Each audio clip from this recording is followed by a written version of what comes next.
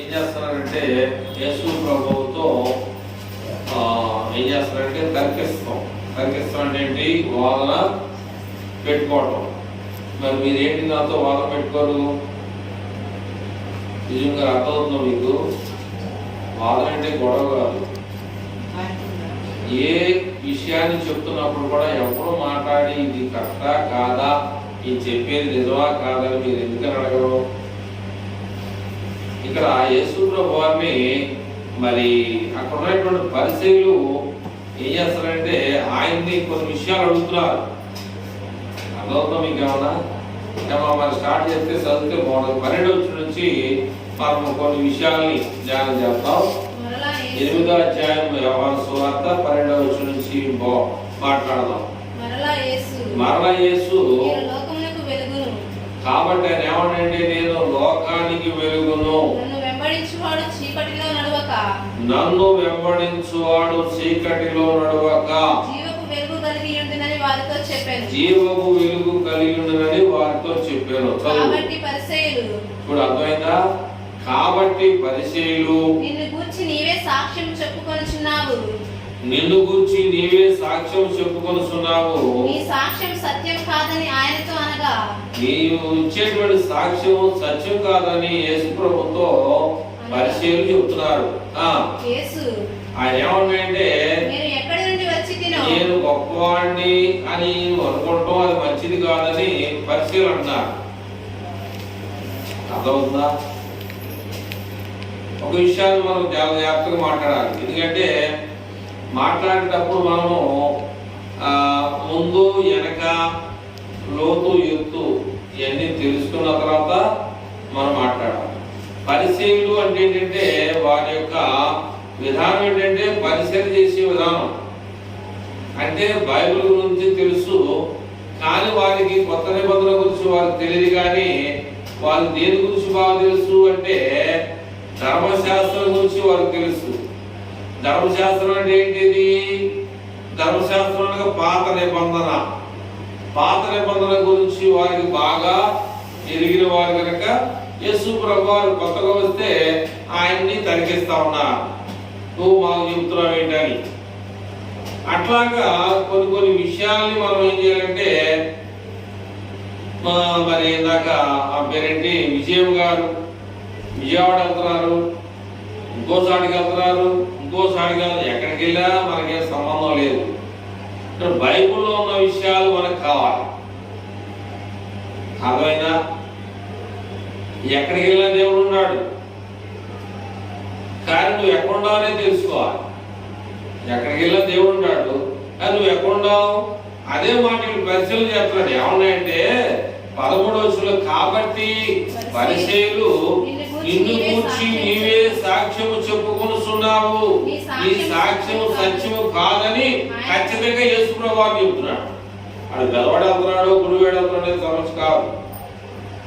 అది ఖచ్చితంగా దేవుని యొక్క వాక్యములో నిమగ్నమై ఉన్నావా? వాక్యములో ఖచ్చితమైన విధానాన్ని కలిగి ఉన్నావా లేదా? ఏ ఊరు వెళ్తున్నావు అనేది కాదు. నువ్వు ఎక్కడున్నావు? ఆదామా నువ్వు ఎక్కడున్నావంటే చెడుసాడుతున్నాడు. ఎందుకు చెడుసాడుతున్నాడు మీ అందరికీ తెలుసు. తెలియని ఉన్నారు అక్కడ, అందరికి తెలుసు. ఎక్కడున్నాడు అంటే చెడుసాడుతున్నాడు. ఎందుకంటే తప్పు చేశాడు. ఆడు ఎక్కడికి వెళ్తున్నాడు అనే సమస్య కాదు. ఏమిన్నాడు? యేసు ప్రభు ఏం చెప్పాడు? పరిచయులు వారిని యేసు ప్రభు అంటే ఏంటంటే మరి అంతకుముందు వాళ్ళకి తెలియదు యేసు ప్రభు వారు ఎవరో, ఎక్కడి నుంచి వచ్చాడు, ఆయనకి ఎలాంటి శక్తి ఉంది, ఆయనలో ఎలాంటి పవర్ ఉంది అనేటువంటి విషయం వాళ్ళకి తెలియక యేసు ప్రభు వారు ఏం చేస్తారంటే ప్రశ్న అడుగుతున్నారు. అట్లాగే మనకు కూడా ఏమై ఉండాలంటే ఈ గ్రంథం తెలిసి ఉండాలి.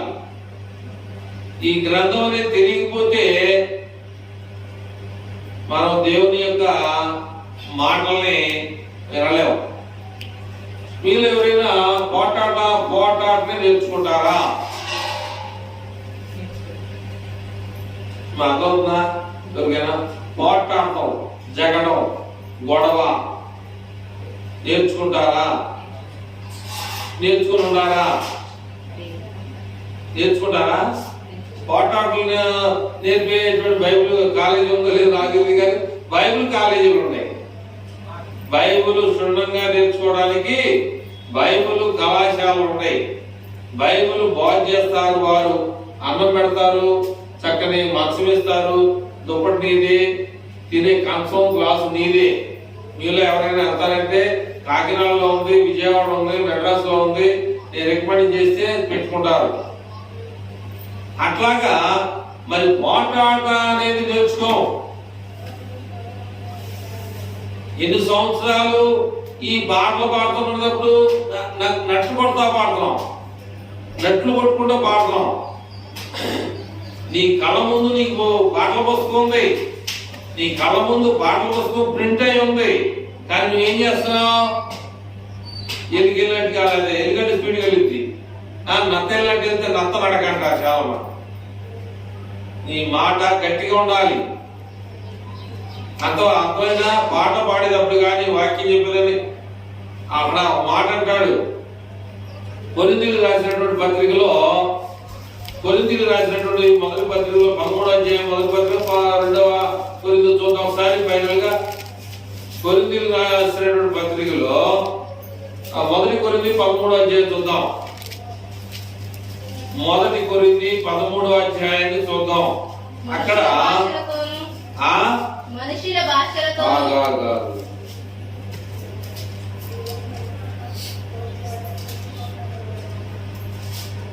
ఓకే సాడి చూడలే. సరే చదవమ్మా. మనుషుల భాషలతోను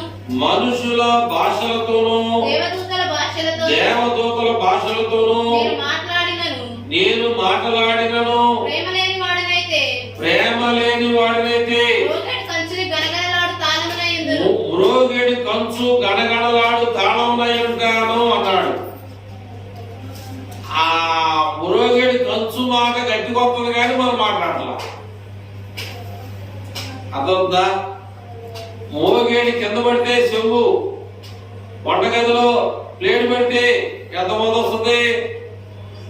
మంచి మొద వస్తుంది. అట్లాగే ఇక్కడ ఏమన్నాయంటే మనుషుల భాషలతోనూ దేవదూతల భాషలతోనూ నేను మాట్లాడినను ఏమి లేని వాడైతే ప్రేమ లేని వాడినైతే మ్రోగెడు కంచు గణగణలాడు. గణగణలాడు అయితే అట్టుకుంటున్నదేంటి? చిన్న విషయానికి అంటారు తగాదాలు వస్తే, తగాదా గొడవలు వచ్చినప్పుడు ఎందుకు లోపలని కొట్టుకున్నది అంటారు కదా. నేనన్నా శాంతాలు అంటే మీరు పోటాడతారా అని మీరంటే అనొచ్చు. పోటాడలు అందరికి ముందుగానే తెలుసా తెలీదా? కానీ బైబిల్ పోటాడతో నేర్చుకోవాల్సిన అవసరంలా. పోటాడతో నేర్చుకోవడానికి ఎక్కడ లేవు కాలేజీలు, కానీ బైబిల్ నేర్చుకోవడానికి కాలేజీలు ఉన్నాయి. బైబిల్ని బాగు చేయడానికి చర్చీలు ఉన్నాయి, కానీ మరి పోటాడలు నేర్చుకోవడానికి ఎక్కడ కాలేజీలు లేవు. మరి ఇవెందుకని? ఏదన్నా ఒక మాట అంటే అది గుర్తుపెట్టుకున్న వాళ్ళు పోటాడు వచ్చినప్పుడు గుర్తు చేస్తారు. ఏది అవసరమైంది మనం ఆలోచన చేయాలి. అవసరం లేదని ఏం చేయాలంటే పక్కన పెట్టాలి. కానీ ఇక్కడ వీళ్ళు ఏమన్నారు ఇక్కడ? కాబట్టి పరిచయులు నిన్ను గూర్చి నీవే సాక్ష్యం చెప్పుకుంటున్నావు, నీ సాక్ష్యం సరైందా? నేను నిజంగా చెప్తున్నా నమ్మరాని చాలా మంది చెప్తా ఉంటారు. కాబట్టి ఒక మాట సామెత ఏమంటారంటే గొర్రె ఎవరు నమ్ముద్ది? కటికుండా నమ్ముద్ది అని అంటారు. అది నిజం కాదు, అది మంచోడి మేము కూర్చోండి నమ్మదు. అదైనా అట్లాగే మన దేవుడు కూడా గొర్రెలకి కాపురైనా అదైనా ఈయన యేసు ప్రభువారు ఏమైనాయంటే మంచి గొర్రెలకి కాపరి. ఇందా పాడావు, ఏ గుంపులో నీవు ఉన్నావు? గొర్రెలని నిత్యం, మేకలని నిత్యనరకం. ఏ వైపు నీవు ఉన్నావు అని పాడావు. అట్లాగా యేసు ప్రభు వారిని పరిశ్రమ గట్టిగా మాట్లాడుతున్నారు. నువ్వు ఎక్కడి నుంచి వచ్చావు, నీ సాక్ష్యం సరైందా అని వాళ్ళు మాట్లాడుతున్నారు. మరి యేసు ప్రభు సాక్ష్యం సరైందంటే సరైందే. మరి మన సాక్ష్యం 14 చదువుదాం. యేసు నేను ఎక్కడి నుండి వచ్చితునో ఎక్కడికి వెళుతునో నాకు తెలుసు కనుక నన్ను గూర్చి నేను సాక్ష్యం చెప్పుకున్నప్పటికీ కూడా నా సాక్ష్యం అనేది సత్యమే. నేను ఎక్కడి నుండి వస్తున్నాను, ఎక్కడికి వెళుచున్నాను మీకు తెలియదు. కాబట్టి మీరు ఏం చేస్తున్నారంటే మీరు శరీరమును బట్టి తీర్పు తీర్చున్నారు. నేను ఎవరికి కూడా తీర్పు తీర్చేవాడు కాను. నేను ఒక్కడినై ఉండగా నన్ను పంపిన తండ్రి కూడా ఉన్నాము, కలిసే ఉన్నాము కనుక ఒకవేళ నేను తీర్పు తీర్చినప్పటికీ కూడా అది మంచిది అన్నాడు. మరియు మీరు దేని బట్టి తీరుస్తారు?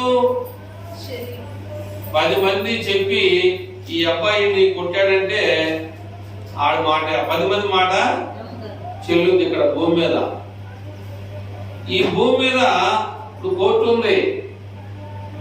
మన గవర్నమెంట్ కోర్టు తెలుసా మీకు? తెలుసా కోర్టు అంటే? తెలీదా? కోర్టు అంటే అదే దాన్ని కేసుని పరిష్కరించేదాన్ని కోర్టు అంటారు. చట్టాన్ని కళ్ళే అంటారు. ఒక దేవత ఉంటుంది, కాట పెట్టుకొని ఇట్లాగా దేవత ఉండమాట. ఆ దేవత కళ్ళకి ఏం చేస్తారంటే కళ్ళని రెప్పని కడతారు. ఎందుకంటే ఆ జడ్జి ఏం చేస్తాడంటే దేవుడు కూడా ఆయన మీద పెట్టుకోవట్లా. జడ్జికి ఏం కావాలి? జడ్జికి సాక్ష్యం, ఆధారం కావాలి. ఆడు కొట్టాడా లేడా అనేది కాదు. కొట్టినట్టుగా చూసినోడు ఎవడో, చంపినట్టుగా చూసినోడు ఎవడో వాడి మాట నమ్ముతాడు. ఇతను పొడిచాడు అంటే పొడిచే నువ్వు చూసావా, ఇంకెవడన్నా చూశాడా? ఎన్నిసార్లు అంటే 4-5 సార్లు వాదం జరుగుతూ ఉన్నాం అన్నమాట. అంతేగాని ఎమ్మటే శిక్ష ఏరు ఆయన మీద పెట్టుకోడు జడ్జి. కాబట్టి అక్కడ ఒక 4-5 వాంగ్మూలం అంటారు. దాన్ని వాంగ్మూలం అంటే చెప్పేదాన్ని వాంగ్మూలం అంటారు అన్నమాట. ఆ వాంగ్మూలం తీసుకున్న తర్వాత ఇతనికి పీనల్ కోర్టు సెక్షన్ 150(1) కింద ఇతనికి యావజ్జీవ కారాగార శిక్ష వేస్తున్నామంటే యావజ్జీవ కారాగార శిక్ష తెలుసా మీకు? ఎవరికైనా తెలిసిన ఉన్నారు తెలుసా? యావజ్జీవ కారాగార శిక్ష అంటే ఏంటి? ఆయన బతికినంతకాలం జైల్లో ఉంటాం. యావజ్జీవ కారాగార శిక్ష అంటే ఆయన జైల్లో చచ్చిపోయేంత వరకు కూడా ఇంకా ఆడే ఉంటమే. అన్నం పెడతారు, అన్ని ఇస్తారు, జ్వరం వస్తే మందులు ఇస్తారు, బాగపోతే చూస్తారు, అన్నీ ఉంటాయి. ఆ గత్తిరేసుడు ఉంటాడు, అన్ని అందరూ మగలుంటే మగల పని చెప్తూ ఉంటారు, చెప్పుకుంటుంటే పాలించుకొని అయితే బూట్లు పాలించేస్తూ ఉంటారు. అందరూ ఉంటారు అక్కడ. అదే మన లోకంలో అంటే ఇళ్లలో ఎట్లా ఉందో, కానీ బయటికి మాత్రం వదలరు. అక్కడే ఆ ఆంధ్రలో ఉంటారన్నమాట. దగ్గర ఒక ఎకరం ఉంటుంది అన్నమాట. రాజమండ్రిలో ఆ జైల్లో పడి తింటూ అందరితో పాటు ఉంటాం అనమాట. కాకపోతే ఏంటంటే భార్య పిల్లలు గ్రామం అనేది మన కళ్ళకి కనపడవు. అన్ని సౌకర్యాలు అక్కడ దొరుకుతాయి. ఇక మనల్ని పెట్టుకుంటే మనం ఇచ్చేది మధ్యలో చనిపోవచ్చు. కాబట్టి అట్లాగే ఇక్కడ మరి తీర్పు అనేది ఏంటంటే దేవుడు నేను తీర్చిన అది నిజమైంది అంటున్నాడు, నా సాక్ష్యం నిజమైంది అంటున్నాడు. మరి మన సాక్ష్యం ఎలా ఉంది? మన సాక్ష్యం ఎలా ఉంది?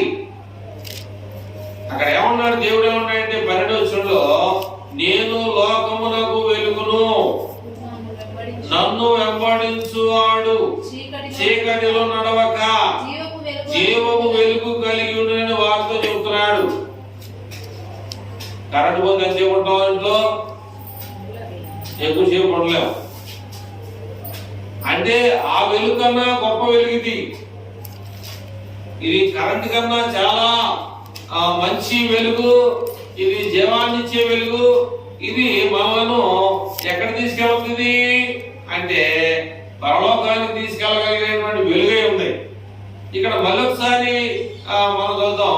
ఏమిటి ఆ విషయం అంటే 14 వచ్చాడు. మళ్ళీ ఒకసారి రిపీట్ చేస్తున్నా, చదవమ్మా.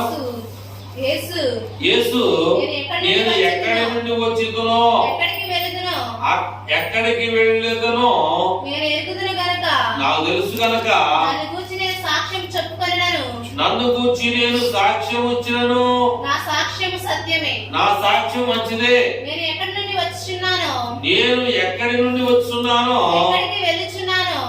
ఎక్కడికి వెళుచున్నానో మీకు తెలియదు. మీరు శరీరం బట్టి తీర్పు తీర్చుచున్నారు. నేను ఎవరికి కూడా తీర్పు తీర్చున్నాను. మనం ఎక్కడి నుంచి వచ్చాం, తిరిగి ఎక్కడికి వెళ్తామని మనకు గ్యారెంటీ ఉందా? ఆయన గ్యారెంటీ ఉంది. యేసు ప్రభువుకి గ్యారెంటీ ఉంది. నేను వచ్చింది ఎక్కడి నుంచి వచ్చా, నేను తిరిగి ఎక్కడికి వెళ్ళాలి, నేను వెళ్తా, నేను వెళ్ళగలను అని చెప్పేసి ఆయన చెప్తున్నాడు. మనం వెళ్ళగలమా? వెళ్ళలేము అంటాం తప్పది. గెలవలేము పందెములు అంటాం తప్పది. నేను పాస్ అవనంటూ తప్పది. అది ఎలాంటి సాతాను యొక్క ఉద్దేశం. నేను పోటీలో గెలవలేను, పందెంలో ఓడిపోతాను అనుకోవడం చాలా తప్పు. నువ్వు ఉద్యోగం కోసం ప్రయత్నం చేస్తే నీ నమ్మినటువంటి దేవుడికి ప్రార్థన చేసి ఉద్యోగం కోసం ప్రార్థన చేయి. నువ్వు పాస్ అవ్వాలనుకుంటే నువ్వు దేవుడికి ప్రార్థన చేయి, పాస్ పరీక్ష నువ్వు పెన్ను తీసుకొని రాయి. కానీ నీకేముంది అంటే సాధారణ నీలో ప్రేరేపించి నేను పాస్ అవుతానా, మమ్మోళ్ళు ఏమంటారా, పాస్ అవ్వకపోతే ఏం చేయాలి, పిచ్చోడు పిరిగోడు ఏం చేస్తాడంటే కాలంలో పడి చేస్తాడు. అలాంటి పిరిగితనం ఉండకూడదు. అలాంటి పిరిగితనం అనే దేవుడు మనకి ఇవ్వలా. ఏమిచ్చాడంటే మనకి దేవుడు ధైర్యాన్ని ఇచ్చాడు, బలం ఇచ్చాడు, శక్తిని ఇచ్చాడు. రా అన్నాడు దేవుడు, నేను పిలుస్తున్నా, ప్రయాసపడి ఆరు మోసుకుంటున్న సమస్త జనాలు నా దగ్గర రండి, మీ సమస్యకి పరిష్కారం ఉందా అన్నాడు. మీకు విశ్రాంతి నేను ఇస్తానంటున్నాడు, మీకు కావాల్సినవన్నీ నేను సిద్ధం చేస్తానన్నాడు. కానీ మనము సాతాను యొక్క బంధకాల్లో మనం పడినట్లయితే ఆ యొక్క విజయాన్ని మనం సాధించలేము. సాతాను యొక్క బంధాల్లో కానీ మనం ఉన్నట్లయితే ఆ విజయానికి మనము ఏమవుతాం అంటే దూరం అయిపోతాం.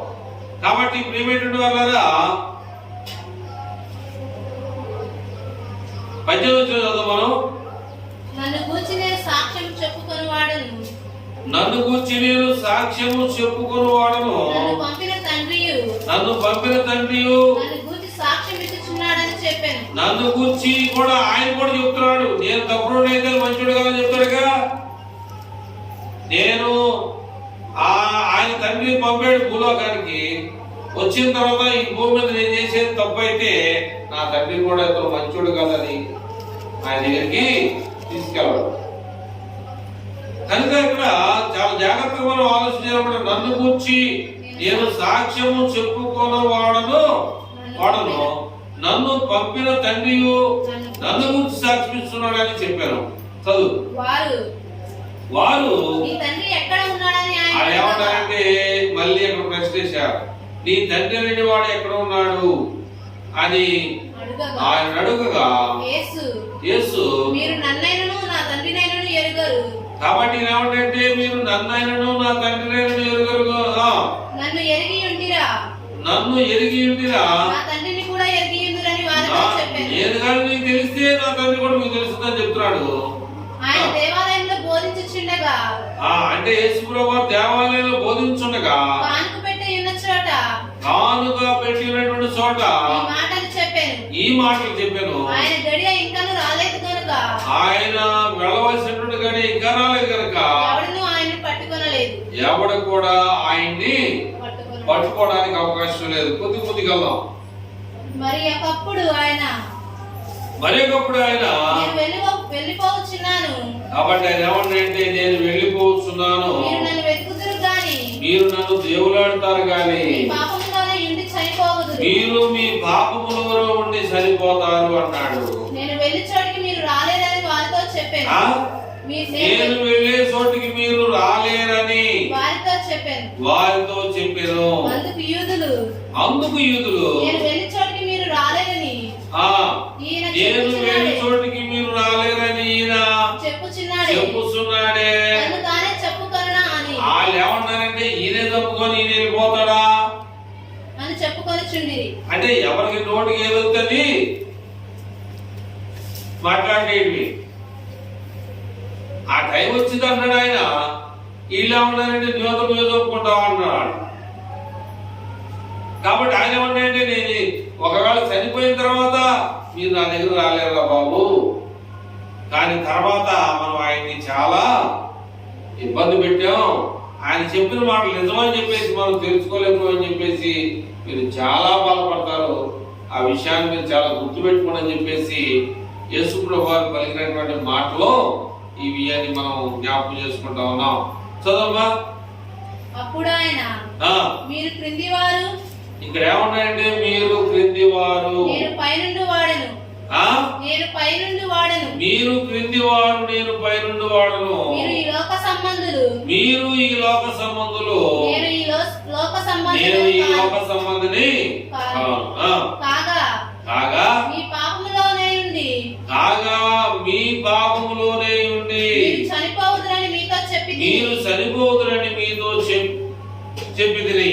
నేను ఆయనని మీరు విశ్వసించిన ఎడల, నేను దేవుని కుమారుడైనటువంటి క్రీస్తునని మీరు విశ్వాసం ఉంచినట్లయితే మీరు మీ పాపములోనే ఉండి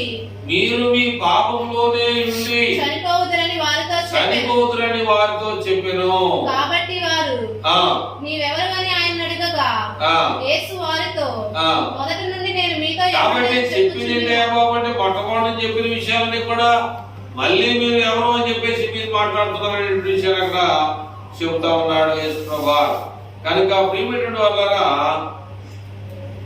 మరి యేసయ్య పడినటువంటి త్యాగాల్లో, ఆయన చేసినటువంటి పరిచర్యలో, ఆయన చూపినటువంటి ప్రేమలో మనం ఎలాంటి ప్రేమను చూపించాం, మనం ఎలాంటి త్యాగాన్ని కలిగి ఉన్నాం, మనము ఆయన చెప్పు చేతల్లో ఉంటున్నామా, ఆయన చెప్పినటువంటి మాటలకి మనం లోబడుతున్నామా, ఒక విషయాన్ని మనం జ్ఞాపకం చేసుకోవాలి. వారమంతా పనికి వెళ్ళాము, మనకు రావాల్సినటువంటి ఒక అమౌంట్ మనకి వచ్చింది. ఎంత రావాలి? 5,600 5,300 అనుకున్నాం. కానీ అతనేంటంటే నమ్మకంగా ఇచ్చేసాడని చెప్పేసి ఇంటికి వెళ్ళిపోయాడు. మళ్ళీ ఇంటికి వెళ్ళాక ఏం చేస్తాడంటే ఇచ్చుంటాడో తగ్గించుంటాడని చెప్పి మళ్ళీ ఏం చేస్తారు, అక్కడ లెక్కేసుకుంటా ఉంటాడు. అవి కరెక్ట్గా ఉన్నాయా లేవా అని ఆయన ఇంటికాడ లెక్క పెట్టుకుంటాడు. కానీ ఇంటికాడ ఒక కాగితం తగ్గిందనుకో ఇస్తాడా? మంచోడైతే ఇవ్వచ్చు, మంచోడు కాకపోతే ఇవ్వచ్చు. ఎందుకంటే అతని దగ్గర పని చేస్తాడు కాబట్టి ఇవ్వచ్చు. అదే బ్యాంక్ కాడికి నువ్వు వెళ్ళి ఒక 500 కాగితం తగ్గిందని నువ్వు అక్కడి నుంచి కౌంటర్ కాడ నుంచి బయటకు వెళ్తే అయ్యా పైసా కూడా నీకు ఇడి. అతను రైతు దగ్గర నువ్వు పని చేస్తున్నావు కాబట్టి ఆ రైతుకి నీకున్నటువంటి ఆ పరిచయాన్ని బట్టి నీకు ఇవ్వచ్చు. మా వాడు అబద్ధం వాడాలి తీసుకురా, అసలు రేపు ఇంకో కష్టం చేస్తాడు ఆడే నాకు అని చెప్పేసి ఏం చేస్తా నమ్మకం మీద ఇచ్చేస్తాడు. బ్యాంక్ అయినైతే నువ్వు ఎప్పుడైతే కౌంటర్ కాడ నుంచి బయటకు వెళ్ళావో తిరిగి ఒక కాగితం కాదు కదా, 2 కాగితాల దగ్గర కూడా ఒక్క కాగితం కూడా నీకు ఇవ్వడానికి అవకాశం ఉండదు. ఎందుకని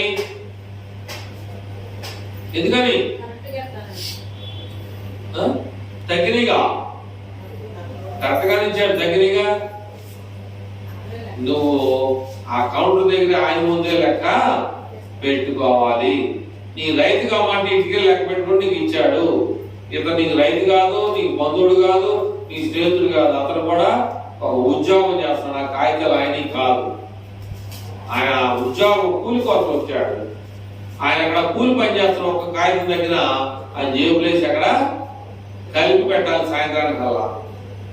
నీకు 10 లక్షల రూపాయలు డబ్బు ఇచ్చాడు ఉదయాన, సాయంత్రానికి ఎన్ని డబ్బులు బయటకు పంపించావు, మిగిలిన ఎన్ని ఉన్నాయి?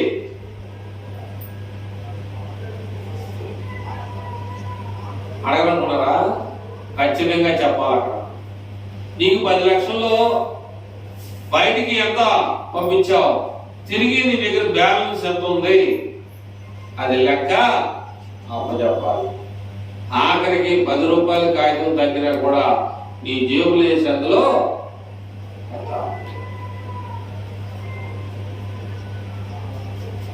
అర్థమైందా? ఉద్యోగం అంటే 10 కళ్ళు పెట్టి చూడాలి.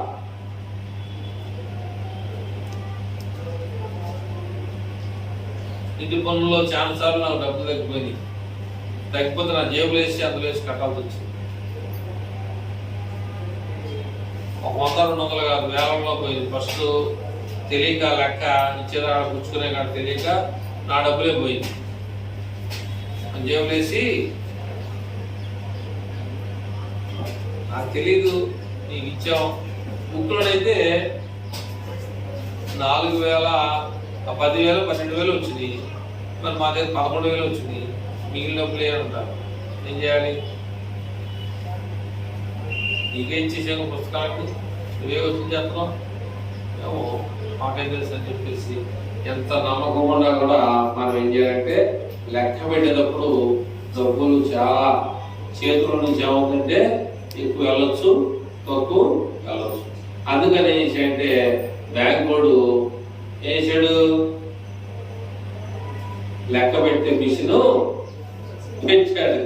ఏంటంటే మీరు బ్యాంకుకి అదనదా అయితే ఆ లెక్క పెట్టే మిషన్ పెడితే అదే లెక్క పెట్టుదాం మనం కరెక్ట్గా.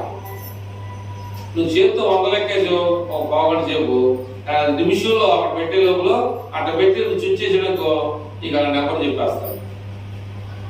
అది పెట్టకపోతే జనానికి డబ్బులు మనం అందించలేము. కట్టోడు కడతాడు, మళ్ళీ నాకు కావాలని వచ్చి ఉంటాడు. వాడు కడతాడు, వాడు నాకు కావాలంటాడు.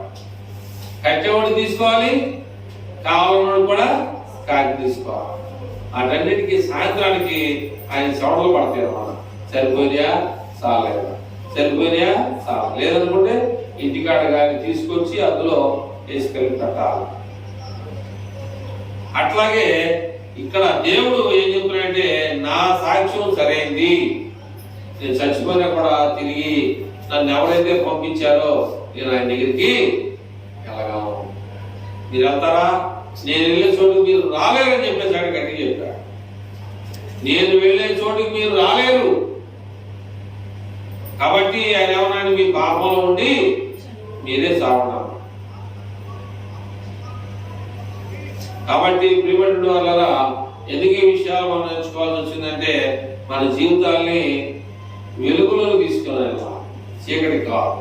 చీకటి అంటే సాతానికి సంబంధించింది. మన దేవుడు ఏమైనా వెలుగై ఉన్నాడు. ఆ వెలుగైనటువంటి దేవుని దగ్గర మనం ఏమైనా మనం కూడా ఎలా ఉండాలంటే మన ముఖాలు కూడా తేజస్సుగా ఉండాలి. ప్రార్థన మీద మనం ఒకవేళ ప్రయాణం చేస్తుంటే మనం చూసి వాళ్ళు ఇలా ప్రార్థనకి వెళ్తారంటే అని చెప్పేసి ఆటోమేటిక్ దేవుడు మనలో నుండి వాళ్ళతో మాట్లాడించాలి. అంతటి నియమాన్ని కలిగి ఉండాలి, అంతటి భక్తి అనేది మనలో ఉండాలి. నీ భక్తి నిన్ను మంచి మార్గంలో తీసుకెళ్తుంది, నీ భయం నిన్ను ఒక చక్కని మార్గంలో తీసుకెళ్తుంది, నీ భక్తి ఒక ఉన్నత స్థానాన్ని తీసుకెళ్తుంది అనేటువంటి విషయాన్ని ఒకవేళ మనం మర్చిపోయినట్లయితే మనమే నష్టంలో పడతాం. దేవుని ప్రేమ అనేది మనలో లేకపోతే అది నీ తిప్పలు నువ్వే పడాల్సింది. ఆ మాట ఫస్టే చెప్పాడు. మీరు చెప్తారా? నేను చెప్పను. ఫస్ట్ ఇద్దరికి చెప్పాడు ఆ మాట, నేను చెప్పను. ఫస్ట్ భూమి మీద పుట్టినటువంటి ఇద్దరికి చెప్పాడు. ఏం చెప్పాడు వాళ్ళిద్దరికి? ఇంకేం చెప్పాడు? ఫస్ట్ ఏం చెప్తా ఆదాం అమ్మకి ఏం చెప్పాడు? బయటికి వెళ్ళిపోయిన తర్వాత ఏం చెప్పాడు? తోటలో నుంచి బయటకు వచ్చేసారు. ఏం చెప్పాడు? కొంచెం ఉప్పులు ఇస్తున్నాం మీకు, నువ్వు వేసే పంట నీకు రాదు. స్త్రీకి ఏం చెప్పాడు? నువ్వు చాలా ఇబ్బంది పడతావు.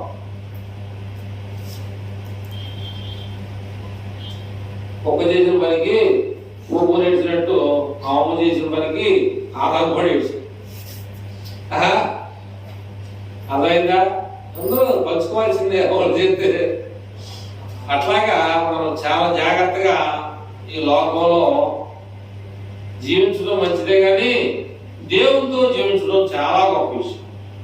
ఈ లోకంలో అప్పులు లేకుండా మంచిళ్ళు కట్టుకొని ఉన్నతమైన స్థానంలో ఉండటం మంచిదే, కానీ ఈయన కూడా మనం కలిగి ఉన్నందుకు మన ఆరోగ్యాలు, మన జీవితాలు ఎక్కడికి వెళ్తాయంటే నిత్యరాజ్యం, పరలోకానికి వెళ్ళాలంటే మనకి ఇదే మన మార్గం.